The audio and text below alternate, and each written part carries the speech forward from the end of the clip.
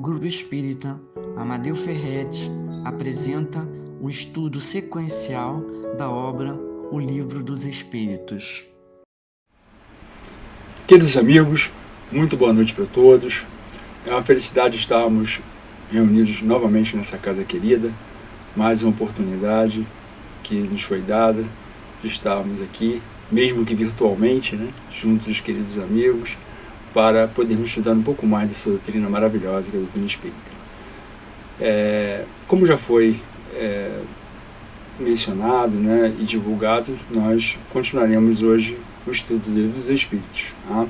Mas para começarmos a nossa reunião, vamos então fazer a nossa prece inicial. Querido Mestre Jesus, as nossas primeiras palavras, Mestre, são sempre de profundo agradecimento por mais essa oportunidade maravilhosa de estarmos reunidos na Casa Espírita, local abençoado que nos dá tantas condições de esclarecimento através do estudo e, em decorrência desse estudo, a nossa consolação, a nossa pacificação. Que possamos, Mestre, aproveitar essa oportunidade da melhor forma possível, buscando sempre nas lições que estudamos essas informações preciosas para todos nós, para que com elas realmente possamos fazer as reflexões necessárias para o nosso enriquecimento, tanto da nossa mente como do nosso coração, para continuarmos a nossa jornada sempre buscando a nossa renovação espiritual. Que do ambiente que cada um de nós se encontra, possamos desde já estarmos reunindo as nossas melhores energias e vibrações para envolver a todos aqueles queridos irmãos que estejam necessitando de paz, consolo, de forças, para continuarem a sua jornada em busca da sua melhora, tanto do corpo físico quanto espiritual. Mas acima de tudo, buscando a sua renovação espiritual. Sendo assim, felizes e agradecidos, pedimos a tua permissão, a permissão dos mentores dessa instituição, mas sobretudo a Deus, para darmos por iniciada a nossa reunião da mente. E que tua paz, meus queridos, permaneça em nossos corações, hoje, agora e sempre. Que assim seja. Então, companheiros, hoje então teremos a continuação do estudo do Livro dos Espíritos. Estamos no capítulo 6, estudaremos questões 320 a 329, são muitas questões. Então, como o nosso tempo ele tem um tempo um pouco reduzido, vamos fazer um resumo, principalmente das respostas que os Espíritos nos deram. Buscamos aqui alguns companheiros que maravilhosos, como o Rodolfo Caligares, para nos ajudar nessas reflexões, e ele, inclusive nos livros dele, também do Vinícius, Pedro Camargo, nos ajuda fazendo um resumo para a gente e destacando aquilo que a gente precisa entender sobre essas questões. O título é Comemoração do Dia dos Mortos. Então, o Livro dos Espíritos, capítulo 6, questões 320 a 329. Tá? Vamos então, começando o nosso estudo, tá? Vamos ver o que nos aguarda. Essas perguntas vão trazer coisas bastante interessantes. Mas a primeira questão que a gente gostaria de ter como uma base para a gente poder assim entender bem as explicações dos Espíritos, vamos ver o histórico, quando surgiu a preocupação com a morte.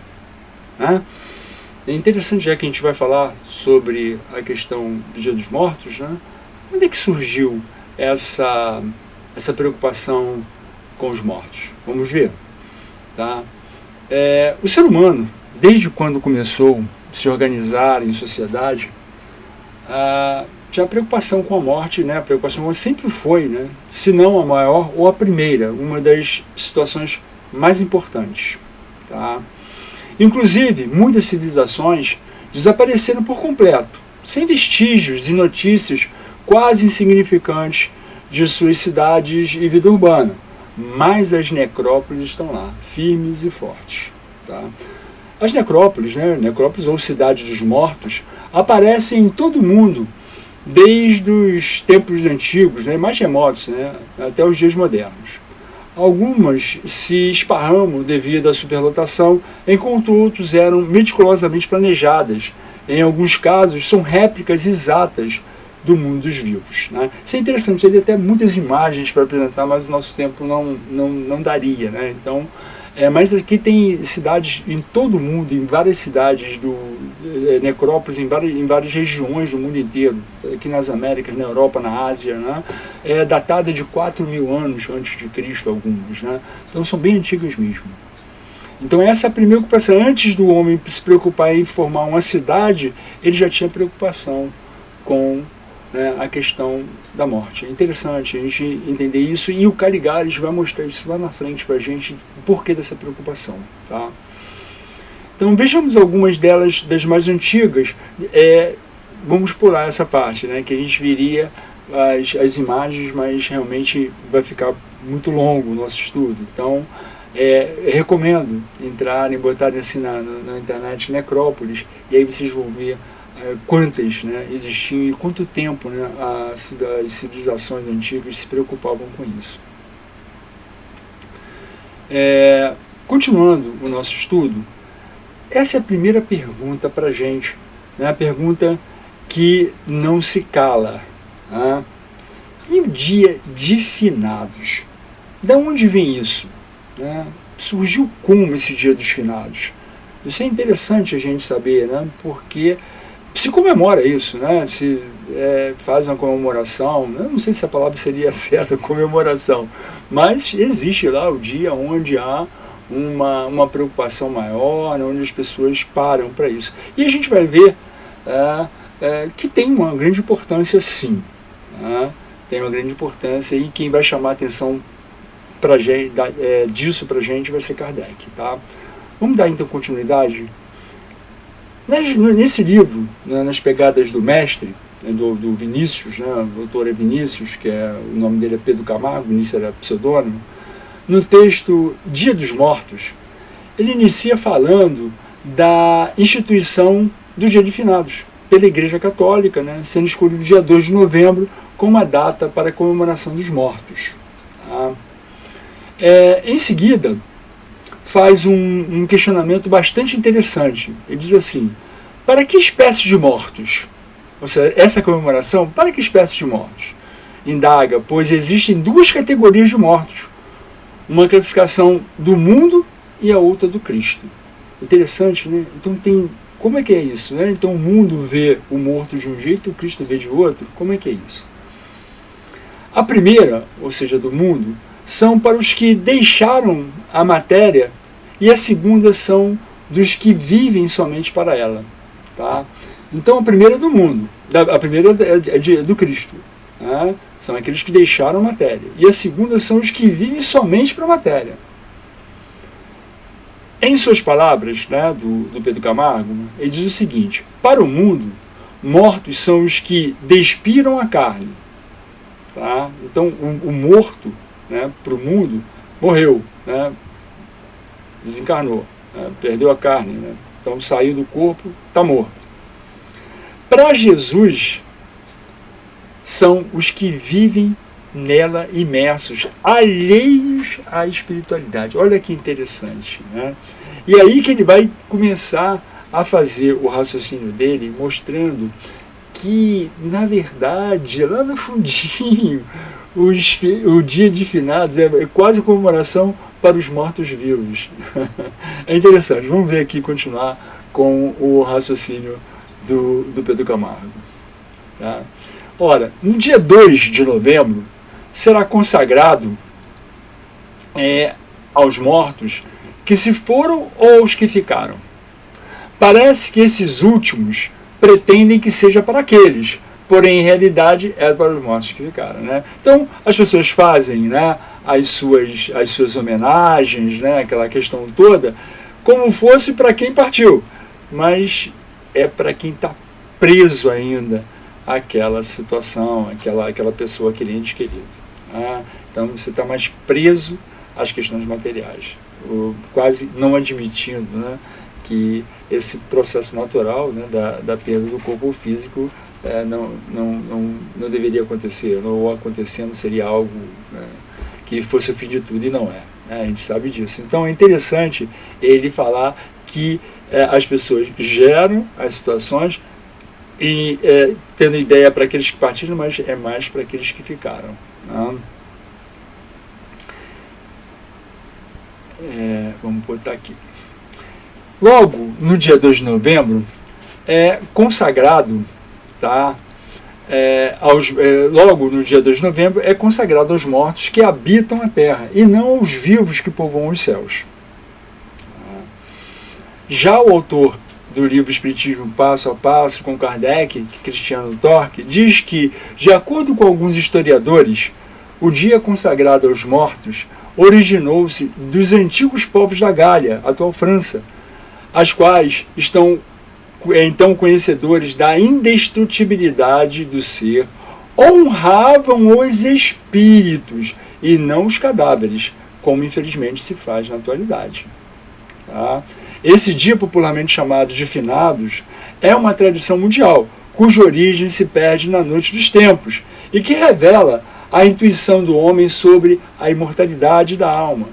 Entretanto, somente no final do século X é que foi oficializado pela Igreja de Roma o culto aos mortos, com o nome de finados, destinados precisamente aos espíritos que estariam no purgatório. Né? E aí apareceu essa palavra aí que a gente vai ver daqui a pouco, Kardec falando sobre ela. Né? Mas é interessante aqui, a gente voltando para ver essa colocação do companheiro, né, o Cristiano Torque, que, na verdade, a intenção inicial lá na Gália era o culto que àqueles entes queridos que partiram, aos espíritos. Só que, né, essa ideia se perdeu ao longo do tempo, né, e acabou sendo para os mortos que estão na carne, ou seja, aqueles que não veem, que não aceitam, né, e não se reconhecem como espíritos imortais, como almas imortais. Né? Isso é interessante. Mas aí ele fala, né, dessa tradição que a Igreja Católica assumiu, né, incorporou, e aí bota o nome, né, denomina como culto aos mortos, como nome de finados, e destina, o interessante que ele coloca no texto, destinado precisamente aos espíritos que estariam no purgatório. Porque a gente sabe, né, pelas penas eternas, para aqueles que as religiões tradicionais, né, principalmente o catolicismo, acreditam nas penas eternas, ou seja, você foi bonzinho, vai para o céu, você foi malzinho, vai para o inferno, né? Isso é irremessível, não tem jeito. E há separação, né? Com isso as pessoas, né, quem não for para o mesmo lugar vai ficar separado. Isso é um contrassenso, e aí a igreja inventou, não, tem um purgatório. E Kardec vai falar sobre isso, a gente vai ver Kardec falando sobre o purgatório, mostrando que é uma ideia mais ou menos, uma ideia melhorzinha do que a questão das penas eternas, né? Ou seja, dá uma chance para o espírito, né, aquele que não alcançou ainda a sua libertação, poder se libertar, né? Então vamos ver aqui as considerações de Kardec sobre isso, tá?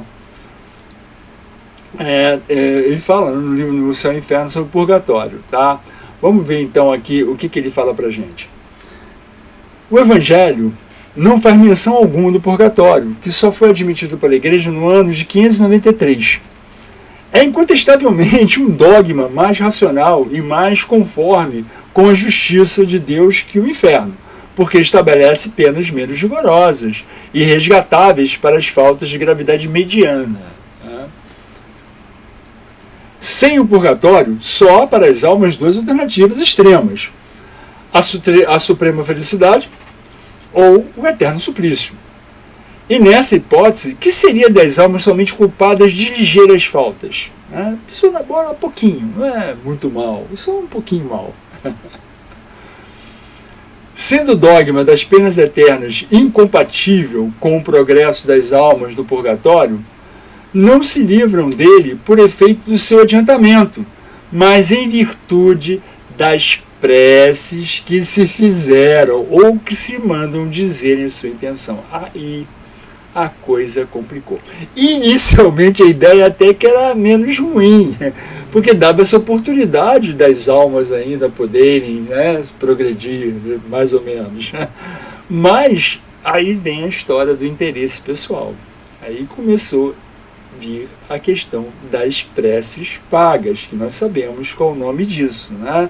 E que acarretou um movimento, né, importante. Mas vamos ver aqui o que Kardec continua dizendo para a gente. Purgatório, então, finados, né?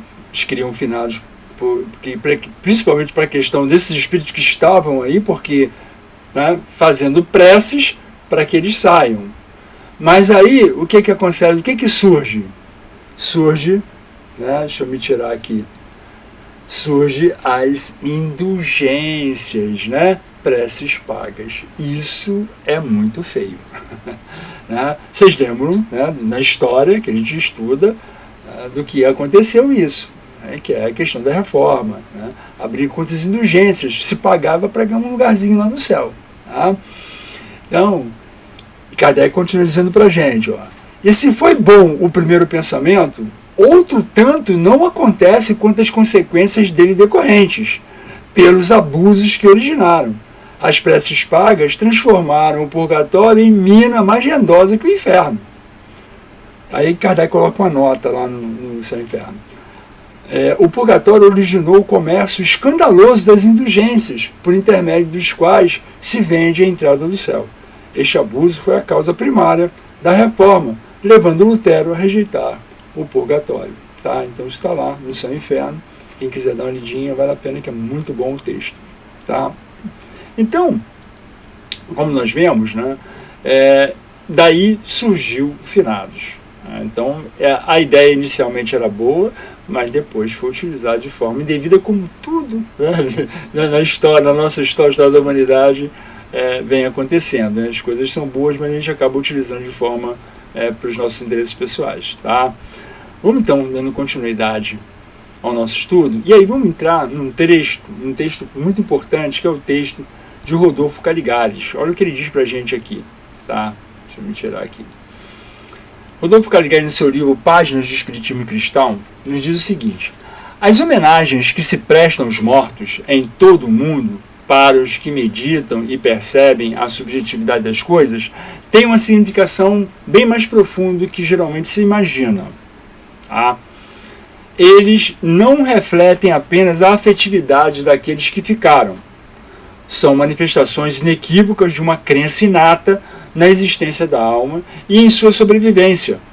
É a afirmação solene da certeza de que a sepultura não é o término fatal da vida, mas a porta de entrada para um novo mundo de existência.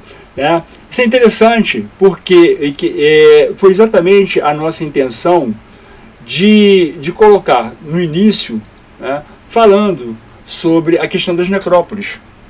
Tá? Aquela preocupação, né, de primeiro, né, para os mortos.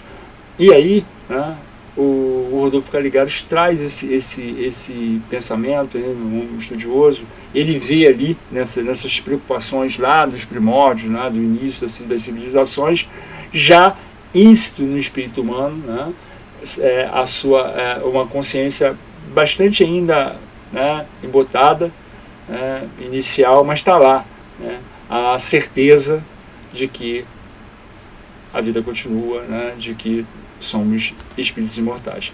Ainda nebuloso, ainda com a série de questões, ainda muito preso às questões materiais, mas lá no fundo, né, toda essa preocupação tem lá, como nos diz, né, o Caligares, né, ele diz assim, ó, elas não refletem apenas a afetividade daqueles que ficaram, são manifestações inequívocas de uma crença inata na existência da alma e em sua sobrevivência. É a afirmação solene da certeza de que a sepultura não é o término fatal da vida, mas a porta de entrada para um novo modo de existência. Né? Sensacional o que Caligares nos fala. Né?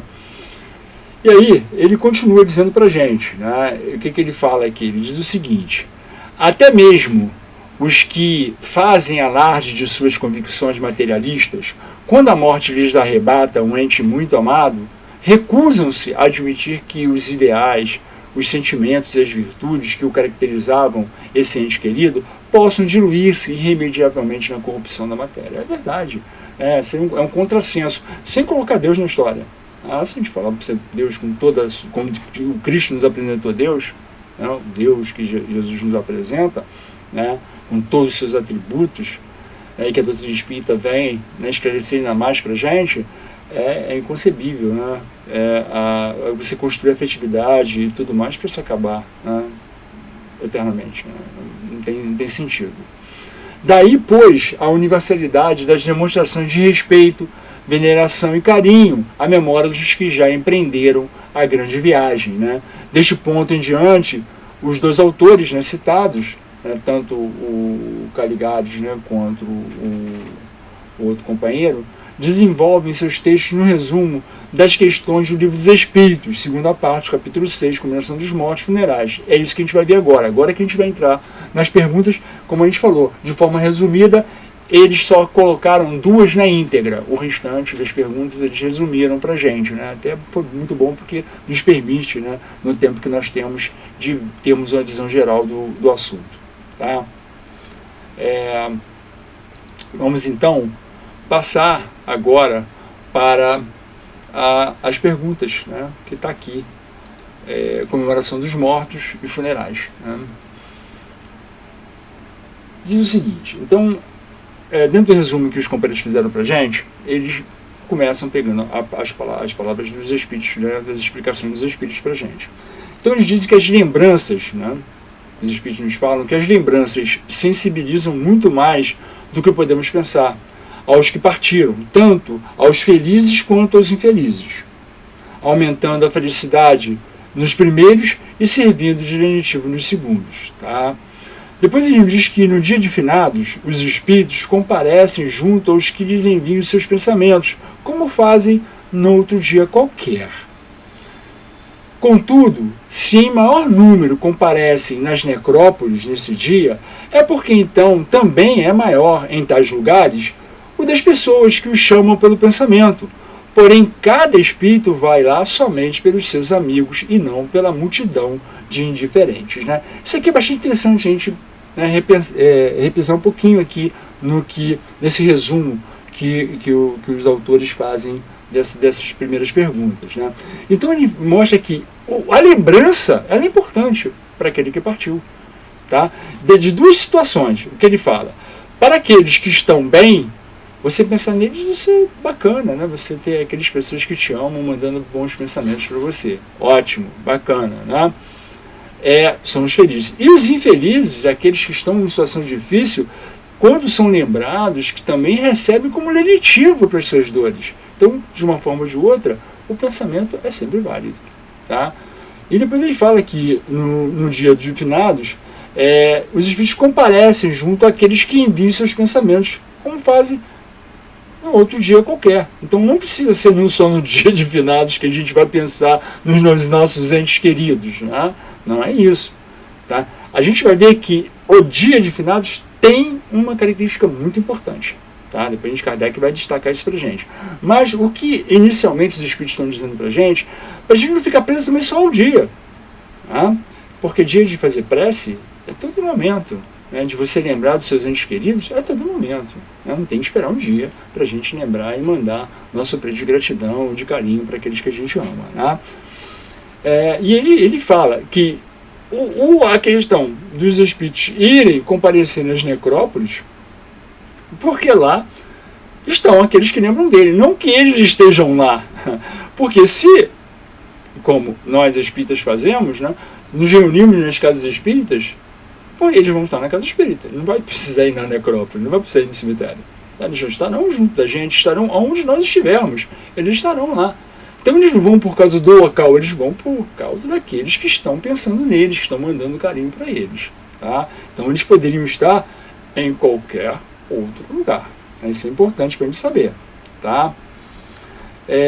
E aí, Kardec continua, os companheiros continuam fazendo o resumo, e aí eles trazem uma das questões, que é essa questão 323 na íntegra.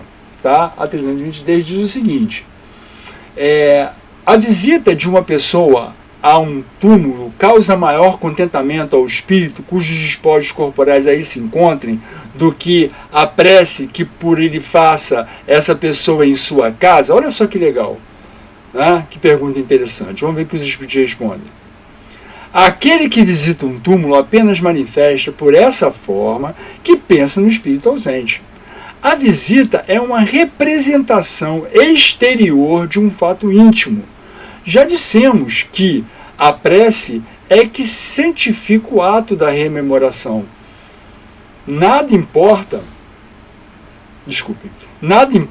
o lugar desde que é feita com o coração. Tá? O desejo de uma pessoa ter preferência de serem enterradas antes de um lugar de que em outro denota uma afeição particular do espírito por determinados lugares, mas denota também inferioridade moral, pois que importa este ou aquele canto da terra a um espírito elevado? Não sabe ele que sua alma se reunirá às dos que lhe são caros, embora fiquem separados dos seus respectivos ossos? Né? Então aqui tem uma crítica bastante interessante nessa 323, né? Porque aqui ele começa a mostrar para a gente de que a questão da visita, tá? Ele fala, a visita de uma pessoa a um túmulo causa maior contentamento ao espírito que os despojos corporais aí se encontrem do que ele fazer prece em outro lugar? Não. Os espíritos falam, não, a visita, a questão da visita, né? O que se manifesta nessa atitude é o que leva o indivíduo lá, que é o sentimento. E esse sentimento, ele não precisa ir lá, ele poderia ter sentimento em qualquer outro lugar. Então ele fala, a visita é uma representação exterior de um fato íntimo, é o que a pessoa sente, não é um fato de ir, não é, por isso que muitas vezes as pessoas vão mecanicamente fazer um ritual, não é um ritual, é o sentimento. Então a visita é uma representação exterior de um fato íntimo. E já dissemos que a prece é que santifica o ato de rememoração. Nada importa o local. Né? Acho que fica bem claro para a gente isso. Né? E depois ele fala sobre os despojos, né? De ser enterrado, tem que ser enterrado em tal lugar, em tal lugar. Gente, corpo físico para se enterrar em qualquer lugar. Tá? Não tem esse sentido. Né? Porque o espírito não está ali. Né? Normalmente, a gente vai ver, tem uma questão da questão dos túmulos, onde você reúne os corpos, né, os corpos físicos dos entes queridos. Nesse caso, não tem problema nenhum, não é uma questão de você, por respeito, né, porque a gente tem que respeitar a nossa, né, o nosso veículo físico, né, que nos dá condições de aprendizado, de crescimento, de resgates importantes, né, de progresso. Então, logicamente, e que aqueles espíritos que vestiram esses corpos e se amaram e se respeitaram, os corpos estarem no mesmo local, né, em mausoléus, não tem problema nenhum. Não que isso seja fundamental, né, isso tem que ficar bem claro, né, não é essa a questão. Né. Continuando o estudo, ele continua aqui no resumo dele que ele faz. Ó. Não deve ser considerada como futilidade, tá, a reunião dos despojos mortais de todos os membros de uma família. É isso que eu acabei de falar. Tá? É um costume piedoso e um testemunho de simpatia que dão aos que assim procedem, aos que lhes foram entes queridos, ou seja, aquela questão de simpatia, de respeito, o que foi construído por aqueles espíritos, e os corpos físicos deles ficarem, não tem problema nenhum, isso não é ficar preso, a não ser que exista uma intenção, outras intenções. Tá? E aí ele continua no resumo, dizendo o seguinte, ó, há espíritos que nos primeiros momentos que se seguem à morte corporal experimentam um grande prazer com as honras que lhes são tributadas. Quando ascendem, entretanto, a certo grau de evolução, ficam escoimados dessas vaidades terrenas. Então mostra que quando o espírito se sente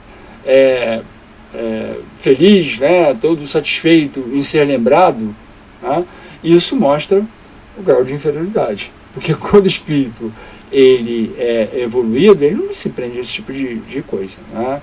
Ele se prende à consciência dele, ao dever cumprido, não fica preocupado em homenagens. Né? É o que os espíritos estão nos dizendo. Tá? E aí na 329 é interessante, porque aqui a gente vai ver que ele fala de uma coisa importante para a gente. Ele diz que o instintivo respeito que em todos os tempos e entre todos os povos o homem consagrou e consagra aos mortos é efeito da intuição que tem na vida futura. Está vendo aqui essa pergunta? É nessa questão bacana que Caligares traz as conclusões dele, lá no texto que a gente trouxe antes, do resumo de Caligares, que todas aquelas questões das necrópolis, todas aquelas preocupações, é alguma coisa instintiva. E Kardec faz essa pergunta. Kardec é fantástico, que é uma questão de respeito de todos os tempos em todos os povos, e que na verdade quando a gente começa a pegar as necrópolis, elas estão esparramadas em todo o orbe. O homem consagrou e consagra aos mortos é efeito de intuição que tem da vida futura. Olha o que os espíritos respondem.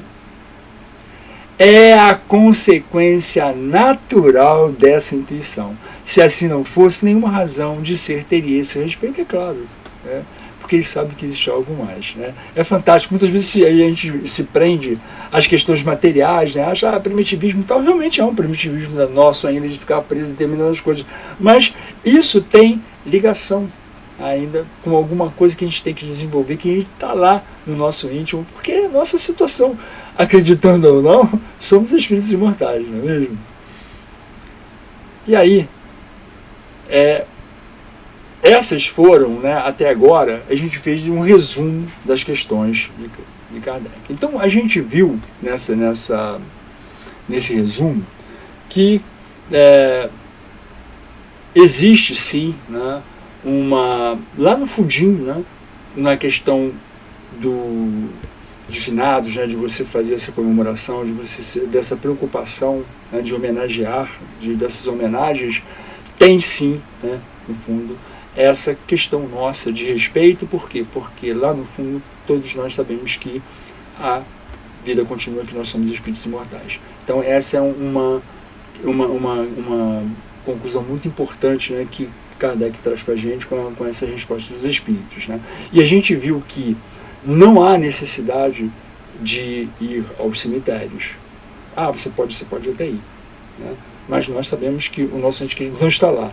Então eu vou preferir fazer de outra maneira. É exatamente isso que Kardec vai falar para a gente agora. A gente trouxe um trecho, lá da Revista Espírita de 1868, e Kardec ele falava em novembro, ele fazia uma sessão anual comemorativa do Dia dos Mortos, e ele fazia um discurso. É esse discurso que a gente vai ver agora, para a gente finalizar o nosso estudo, tá bom? Vamos lá, que é sensacional o texto, o discurso de Kardec. Tá? Então, da sessão anual comemorativa do Dia dos Mortos, tá? Revista Espírita de 1868. Discurso de abertura pelo senhor Allan Kardec. O Espiritismo é uma religião? Olha o que ele começa dizendo para a gente. Onde quer que se encontre 2 ou 3 pessoas reunidas em meu nome, aí estarei com elas. Mateus, Jesus, capítulo 18, versículo 20. A nota 60, que está lá na Revista Espírita, diz o seguinte: a primeira parte desse discurso é tirada de uma publicação anterior sobre a comunhão de pensamentos. Gente, guardem esse nome aqui, tá? É esse que é o grande lance desse discurso. Comunhão de pensamentos, mas que era preciso relembrar por causa da sua ligação com a ideia principal, tá? A comunhão de pensamentos que é a base dessa comemoração dos mortos, tá? Vamos ver aqui o que Kardec fala pra gente. Olha, começa da seguinte maneira: caros irmãos e irmãs espíritas, estamos reunidos nesse dia consagrado pelo uso à comemoração dos mortos, para darmos àqueles irmãos nossos que deixaram a terra um testemunho particular de simpatia, para continuarmos as relações de afeição e de fraternidade que existiam entre eles e nós, quando eram vivos, e para invocarmos sobre eles a bondade do Todo-Poderoso. Mas, por que nos reunimos? Olha só. Não podemos fazer em particular o que cada um de nós propõe fazer em comum? Qual a utilidade de assim nos reunirmos num dia determinado? Jesus nos indica pelas palavras que referimos acima. Esta utilidade está no resultado produzido pela comunhão de pensamentos que se estabelece entre pessoas reunidas com o mesmo objetivo. Comunhão de pensamentos. Compreendemos bem todo o alcance dessa expressão? Seguramente, até esse dia, poucas pessoas dela tinham feito uma ideia completa. O Espiritismo, que nos explica tantas coisas pelas leis que revela, ainda vem explicar a causa e a força dessa situação do espírito. Comunhão de pensamento quer dizer pensamento comum, unidade de intenção, de vontade, de desejo, de aspiração. Ninguém pode desconhecer que o pensamento é uma força, mas uma força puramente moral e abstrata? Não! Do contrário, não se explicariam certos efeitos do pensamento, e ainda menos a comunhão de pensamento. Para compreendê-lo, é preciso conhecer as propriedades e a ação dos elementos que constituem nossa essência espiritual. E é o Espiritismo que nos ensina. Maravilha, gente. O pensamento é o atributo característico do ser espiritual. Ele que distingue o espírito da matéria. Sem o pensamento, o espírito não seria espírito. A vontade não é um atributo especial do espírito. É o pensamento chegado a um certo grau de energia. É o pensamento transformado em força motriz. É pela vontade que o espírito imprime aos membros e ao corpo movimentos em um determinado sentido. Mas se tem a força de agir sobre os órgãos materiais, quanto maior não deve ser essa força sobre os elementos fluídicos que nos rodeiam, né? Gente, esse texto é fantástico, né? Mostrando a força do pensamento. Então, mostrando que a vontade, né? Quando ele fala, não é um atributo especial do espírito, né? É o pensamento colocado em ação. Ou seja, você tem um pensamento, você pensa. É essa força que coloca esse pensamento em ação. Né? Você ter só o pensamento não adianta, você tem que ter a vontade. Então a vontade é como se fosse o combustível do pensamento, fazendo com que ele produza. Né? É maravilhoso. E a gente vê que produções que a gente pode fazer, né? Através da utilização da vontade aliada ao nosso pensamento do bem, principalmente, obviamente. Né? Pensamento do mal vai produzir só coisa ruim. Vamos lá. Uma assembleia. E aí ele vai começar a colocar para a gente a importância da reunião de mentes e de corações. Olha o que ele fala para a gente. Uma assembleia é um foco onde irradiam pensamentos diversos. É uma orquestra, um coro de pensamentos onde cada um produz sua nota. Mas assim como há raios sonoros harmônicos ou discordantes, também há pensamentos harmônicos ou discordantes. Se o conjunto for harmônico, a impressão é agradável. Se o discordante, a impressão será penosa. Né? Então aqui fica claro para a gente, né, essa questão, mostrando que a assembleia, né, você juntando os pensamentos, logicamente que ele vai ser muito mais forte. Ele vai dar alguns exemplos aqui bastante materiais para a gente entender isso. Né? Mas a gente tem que ter cuidado, porque se o pensamento for discordante, também a coisa pode azedar, né? Perigoso a beça, né? Por termos lá no texto. Tal é a causa do sentimento de satisfação que se experimenta numa reunião simpática. Aí reina uma espécie de atmosfera moral salubre, onde se respira à vontade. Daí se sai reconfortado, porque aí nos impregnamos de eflúvios fluídicos salutares. Assim também se explicam a ansiedade e o mal-estar indefinível que se sente no meio antipático, onde os pensamentos malévolos provocam, a bem dizer, correntes fluídicas malsãs. Né? Então ele mostra que a reunião, né, reunião simpática, onde todos nós estamos com o mesmo pensamento, né, ela é fantástica, ela é maravilhosa. Mas, em contrapartida, se os pensamentos não forem concordantes, se eles não forem positivos, forem antipáticos, a gente também vai criar uma atmosfera bastante desagradável, né? E perigosa, né? Mostrando da importância, olha só, a vigilância do pensamento, como é importante, né? Ele continua dizendo para a gente. Então, a comunhão de pensamentos produz, pois, uma sorte de efeito físico que reage sobre o moral. Só o Espiritismo poderia fazê-lo compreender. Tá? Então isso é interessante, porque na maioria das vezes é uma coisa imponderável falar sobre pensamento, sobre sentimento, né? Mas essa força, né, ela age diretamente na matéria. E a gente sabe disso, que tudo que é criado que ao nosso redor, né, tudo foi criado através do pensamento. Tá? Então essa comunhão de pensamento produz sim, né, esses efeitos físicos nós vamos ver nas curas, né, em vários efeitos importantes que é através do pensamento, através da emissão das energias positivas, através do que a gente pensa e que a gente sente. Tá? A esses efeitos da comunhão de pensamentos, junta-se um outro que é a sua consequência natural e que importa não perder de vista. Gente, olha só isso aqui que ele fala pra gente. É o poder que adquire o pensamento ou a vontade pelo conjunto dos pensamentos ou vontades reunidos, sendo a vontade uma força ativa. Esta força é multiplicada pelo número de vontades idênticas, como a força muscular é multiplicada pelo número de braços. Estabelecido esse ponto, concebe-se que nas relações que se estabelecem entre os homens e os espíritos, haja, numa reunião onde reine perfeita comunhão de pensamentos, uma força atrativa ou repulsiva que nem sempre possui o indivíduo isolado. Né? Gente, maravilhoso. Né? Então mostra que, aí que a gente vê o que, a importância que da gente estar reunidos. Quando nós nos unimos, né?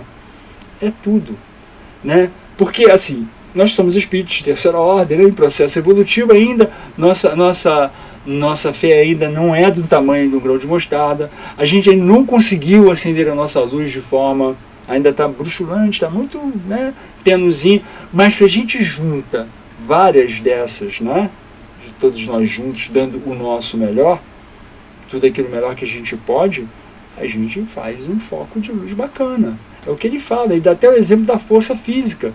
Se uma pessoa não consegue, mas vários braços pegando num peso, conseguem. Então a união, aí a gente começa a ver como a importância a ida na casa espírita, as reuniões que a gente participa nas casas espíritas. Né? A internet nos trouxe a possibilidade de fazer isso que nós estamos fazendo agora. Ok, isso ajuda muitas pessoas que têm problema de locomoção, não podem ir ou moram longe, mas aqueles que têm a possibilidade, não podemos deixar de estarmos reunidos na casa espírita, porque é lá que a gente consegue fazer isso que Kardec está falando para a gente aqui. Tá? Para os espíritas, a comunhão de pensamento tem um resultado ainda mais especial.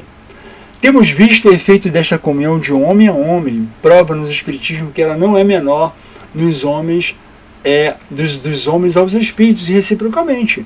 Com efeito, se o pensamento coletivo adquire força pelo número, um conjunto de pensamentos idênticos, tendo o bem por objetivo, terá mais força para neutralizar a ação dos espíritos maus. É claro, um lugar onde todos estão orando, todos com pensamentos salutares e bons, não tem acesso. O espírito ainda ignorante, ele não vai ter acesso a esse ambiente, a não ser para ser ajudado. Tá? Sozinho um homem pode sucumbir, ao passo que, se sua vontade for corroborada por outras vontades, poderá resistir, conforme o axioma. A união faz a força. Axioma verdadeiro, tanto do ponto de vista moral, quanto do ponto da questão física. Né? Isso é maravilhoso. Então mostra a importância de estarmos pensando, tendo os mesmos ideais, né, estudando junto, participando junto, formando uma família real, né, onde nós nos ajudamos uns aos outros. Né? Essa força ela é tremenda. Né? Não faz. Aqui também nesse texto, que a gente vê quando ele fala, ó, sozinho um homem pode sucumbir ao passo que de sua vontade for corroborado por outras vontades, poderá resistir. Inclusive isso é utilizado nos grupos mediúnicos. Quando a gente vai, por exemplo, fazer um trabalho de assistência a uma pessoa que está acamada, está com dificuldade, nunca é bom ir uma pessoa só. É recomendado sempre que vá mais de uma pessoa. Por quê? Porque aquele companheiro pode estar precisando dos fluidos, né, variados, mas também o problema dele pode ser um problema obsessivo, pode ter uma influência complicada, e juntos a comunhão de pensamentos ali do grupo, ela consegue neutralizar muitas vezes uma influência negativa, né? Envolver esse companheiro infeliz que está ali, né? Muitas vezes num processo obsessivo, e trazê-lo para a casa espírita, né? Para a mesa mediúnica, onde, através da conversa fraterna, né? Possa ser esclarecido de que aquela não é uma posição boa, porque ele está se prendendo a sentimentos, né? Muito tristes, né? Que fazem com que ele sofra. Ele acha que está fazendo o outro sofrer, mas ele, né, está provocando o seu próprio sofrimento também, né? Então, interessante essa parte para a gente em muitas questões, né? Continuando, ele diz assim: assim, para a comunhão de pensamentos, os homens se assistem entre si, do mesmo tempo assistem os espíritos, né? As relações entre os mundos visível e invisível são mais individuais, por isso mesmo mais poderosas em proveito das massas e dos indivíduos. Numa palavra, estabelecem a solidariedade, que é a base da fraternidade. Cada qual trabalha para todos, e não apenas para si. E trabalhando para todos, cada um aí encontra a sua parte. É o que o egoísmo não compreende, né? Então aqui é fantástica essa parte final, né, do texto, porque mostra para a gente, né, exatamente a importância das reuniões, né, de estarmos juntos, vibrando, para aqueles que necessitam, para aqueles que precisam de ajuda, seja material, né, do seu corpo físico, de doenças físicas ou espirituais, mas que exista a força que isso tem é incalculável, né? E ele continua dizendo para a gente, graças ao Espiritismo, compreendemos então o poder e os efeitos do pensamento coletivo, né?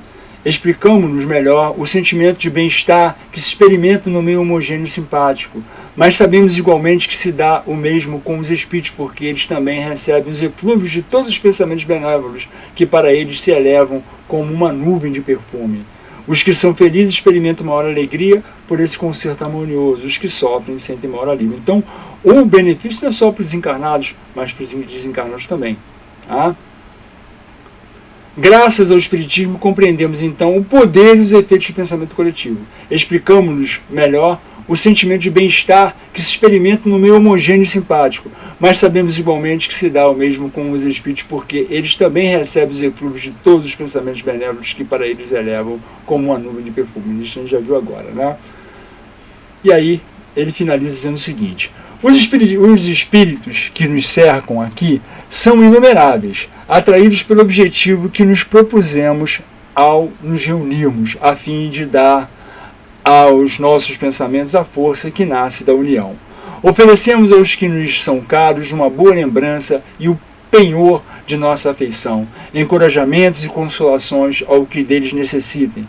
Façamos de modo que cada um recolha a sua parte dos sentimentos de caridade e benevolência, de que estivermos animados, e que esta reunião dê os frutos que todos têm o direito de esperar. Allan Kardec, né? Então tá aí, queridos amigos, é algo fantástico, maravilhoso, né? E importante a gente finalizar aqui o nosso estudo com esse texto, porque ele fala da importância, sim, do dia de finados. Ele não fala contra ela, muito pelo contrário. A ida às necrópolis, aos centros, né? Essa é uma questão, ela é desnecessária, né?